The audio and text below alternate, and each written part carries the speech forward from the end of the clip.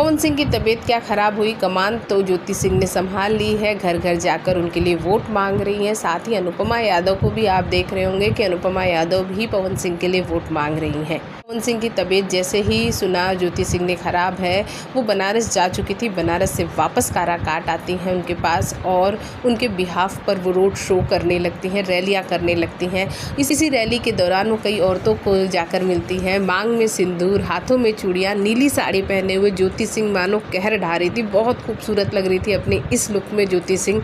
तभी जिन औरतों से वो मिलती हैं उनके पैर छूती हैं और वो औरतें उन्हें आशीर्वाद देती हैं कि जल्द ही तुम्हारे गोद में नन्हा मुन्हा मेहमान आए, हम सोहर गाने आए। ये सुनकर ज्योति सिंह थोड़ा शर्मा जाती हैं, लेकिन ज्योति सिंह के चेहरे पर हंसी बहुत ही खूबसूरत आती है। ऐसा लग रहा था मानो उन्हें इसी आशीर्वाद की ज़रूरत है। में ज्योति सिंह भी कहती हैं कि ज़रूर आइएगा। इस पर आपकी क्या प्रतिक्रिया है, कमेंट बॉक्स में कमेंट ज़रूर कीजिए।